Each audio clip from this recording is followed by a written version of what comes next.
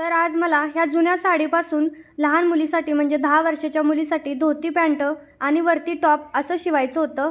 तर मी सुरुवातही केली आणि पटकन टॉप शिवून घेतला।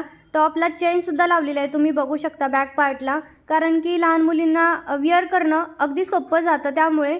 तर अजून हा टॉप आपला अर्धाच रेडी झालेला आहे, अजून खालचा पार्ट करायचं बाकी होतं, त्यासाठी लगेचच मी सुरुवात केली। तर मी आत्तापर्यंत लहान मुलीचे फ्रॉक किंवा घागरा असं शिवलं होतं, धोती पॅन्ट तर पहिल्यांदा शिवणार होती।